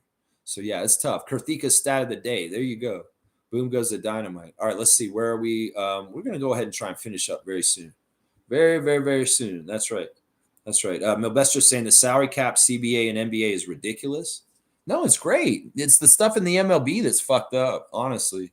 Seriously, you only say that because you're from New York and you just want to buy championships. The NBA has a hard cap and an apron, and that's to stop y'all from buying championships. So no wonder you don't like it, because if you could spend out the wazoo, if you could, James Dolan could just buy championships like he bought the Sphere and bullshit, he would do that. But the NBA has a fair system, unlike the MLB, and you can't pay to win. So that's what I'm going to say right there. Yeah. You're upset about that, Milbester? I'm not. It's not ridiculous. It's the right way to do sports, to ensure a fair playing field and not buying wins like MLB and the Yankees. You want to give me an opportunity to dump on the Yankees in Major League Baseball? I will, by saying, oh, it's ridiculous that they have a hard cap. No, that's the way sports should be, motherfucker. Sorry, Milbester. I shouldn't have said that. It's just me being weird. All right, let me keep going. Let's see. Neil's saying this. I would have preferred Mobo play center last night, and says, Scotty, keep Embiid away from Scotty. Well, Scotty didn't get hurt, thank God. At least I don't think he did. I think he did a good job on Joel. That's a tough assignment. He did as good as anybody could. I don't think Mobo would have done very good on him. In some ways, I don't know. I'm surprised they didn't play Mobo because honestly, they flew him all the way to get him there for the game last night. Why wouldn't they play him if they made the trouble to go get him there? Just as insurance, just as in case. Yeah, I don't know.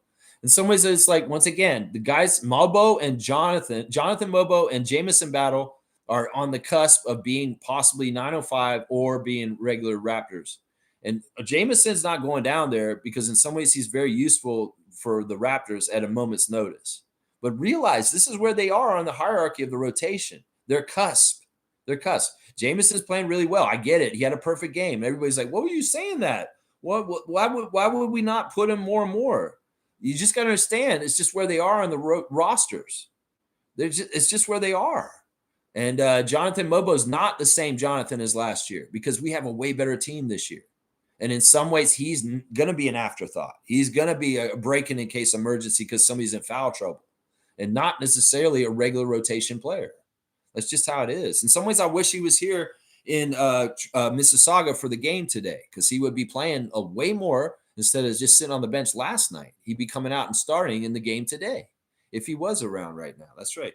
Milbester's saying this. All right, you're in trouble, man. Raptors are lucky they won NBA championship in 2019, the year before COVID. Don't ever say we're lucky because y'all ain't won jack shit since 75. You're in timeout, bro. You're in timeout for the rest of the day, man.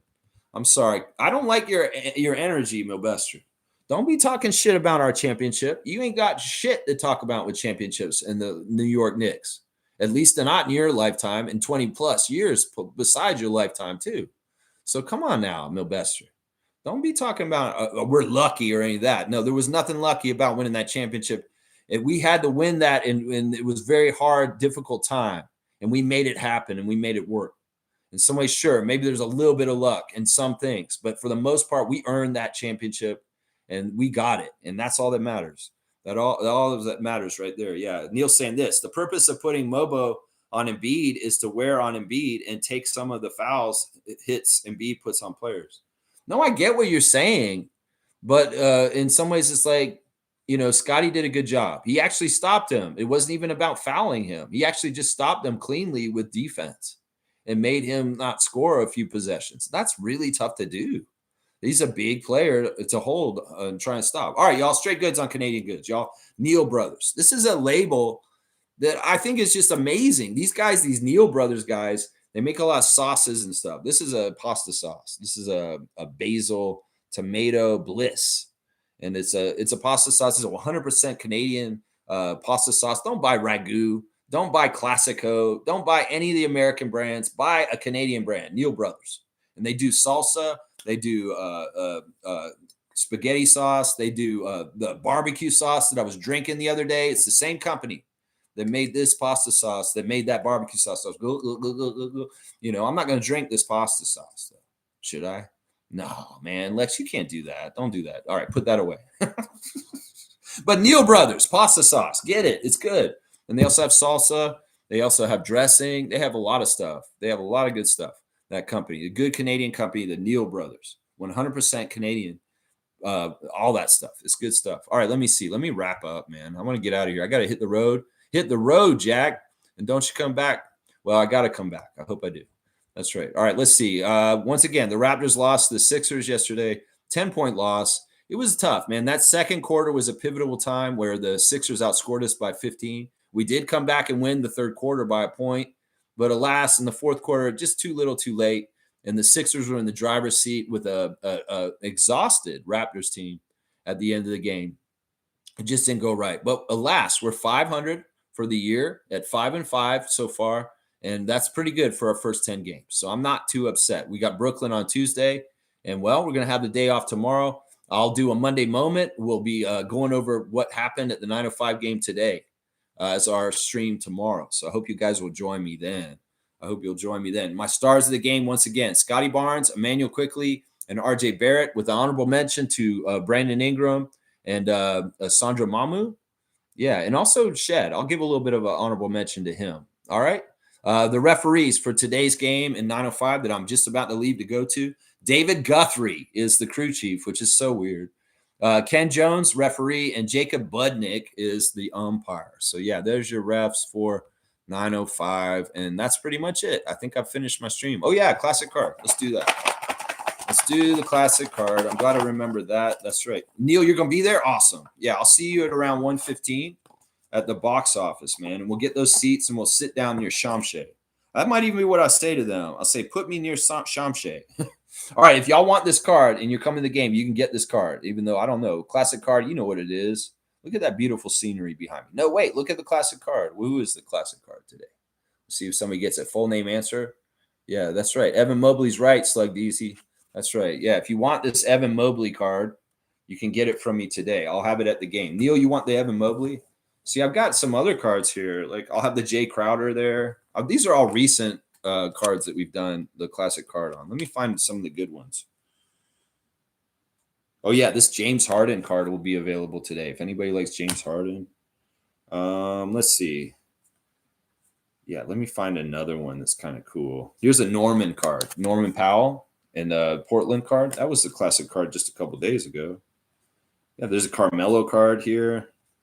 Yeah, basically all the classic cards that we've had like in the last month, I'm going to be bringing them. There's an Andrew Wiggins on Minnesota. Yeah, so you guys come down to the game. Here's a great Kawhi Leonard card, and he's even wearing the Raptors jersey. You want this Kawhi card? I'll have it today. I'll give it to you at the Raptors 9:05 game in Mississauga, Paramount Fide Food Center. There's a USA James Harden card. Look at that USA card. There you go. Yeah, I'll be there, y'all. And I hope y'all will be there too. It'll be good to see Neil. I'm hoping some other people will show up too. All right, y'all. Thanks for watching. I'll see you guys tomorrow for the reaction stream to the game that we're just about to go to now. So yeah, who was the card again? It was Evan Mobley. That's right. Evan Mobley, 50 points for Slug Deasy. Slug Deasy got it today. 50 points. Yeah, that's a pretty easy card, honestly. All right, don't get upset. Don't come out through the team because we lost. Don't get mad at the players. Let's support them through their struggles of ups and downs. All players are not perfect. They're going to go through biorhythms of ups and downs where they miss and they don't make shots for periods of time. It's about how they react. It's about how they react to the failures and come back stronger for it. That stuff is what matters. And Grady Dick, Jacoby Walter, Ochai Agbaji, all the rest of the guys are going to come back stronger than ever from their failures. Just believe in them. Let's be good fans and root for our team. All right, guys. I'll see you guys tomorrow, and I'll catch up with you guys. And I'll see some of y'all in a little bit at Raptors 9:05, Mississauga, Paramount Fide Food Center, Raptor Freak family coming to the game today. We're going to be down there. I hope you all be down there too. Just look for me outside the building at the box office around 1:15, 1:30. All right, y'all. Let's go to the 9:05 game in Mississauga right now. Who cares if it's snowing? Let's get down there and support our team. Maybe I'll bring this for the food drive. Maybe I'm like, here, I would like to donate this Neil Brothers pasta sauce. Oh, wait, can I drink some of it first? No, don't do that, Lex. All right, let's go, Raptors 9:05.